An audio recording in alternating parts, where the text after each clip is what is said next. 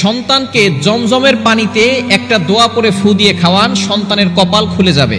আমরা প্রতিটি বাবা মা চাই সন্তান ভালো থাকুক, সন্তানের মেধা ভালো হোক এবং সন্তান সব জায়গায় ভালো কাজ করুক, এটা আমরা সব সময় চাই এবং সব সময় আল্লাহর কাছে দোয়া করি। কিন্তু অনেক বাবা মা আছে নিজেরা ভালো না, নিজেরা নামাজ পড়ে না, কিন্তু সন্তানকে নামাজ পড়তে বলে।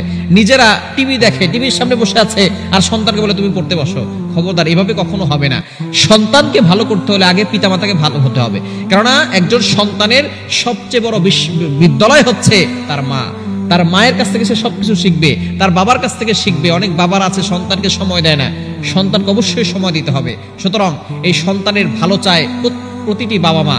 এই সন্তানের যদি ভালো চান তাহলে জমজমের পানি ব্যবহার করার চেষ্টা করবেন। জমজমের পানি হচ্ছে এমন একটা বরকতি পানি, যেই পানি খেলে শক্তিও বাড়ে এবং যেই নিয়তে পান করা হয় সেই নিয়ত আল্লাহ তাআলা কবুল করে নেন।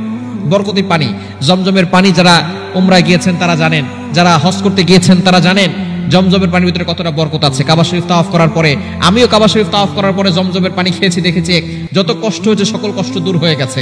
যারা হাজী সাহেবরা আছে জিজ্ঞেস করবেন এই জমজমের পানির ভিতরে কতটা শান্তি আছে, কতটা তৃপ্তি আছে।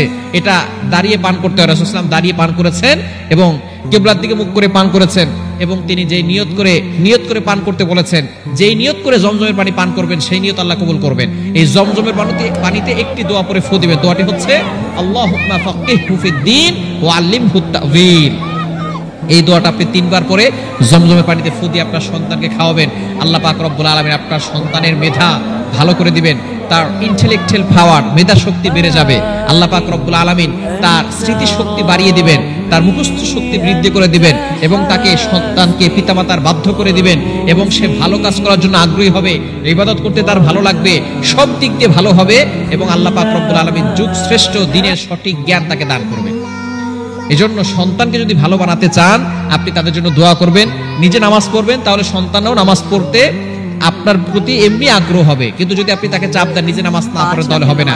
সব দিক দিয়ে ভালো রাখার চেষ্টা করবেন আর পাশাপাশি জমজমের পানি সন্তানকে খাওয়াবেন এবং পানির ভিতরে এই দোয়াটা পড়ে ফু দিবেন, আল্লাহুম্মা ফাক্কিহহু ফিদ-দীন ওয়া আল্লিমহু তা'ওয়ীল।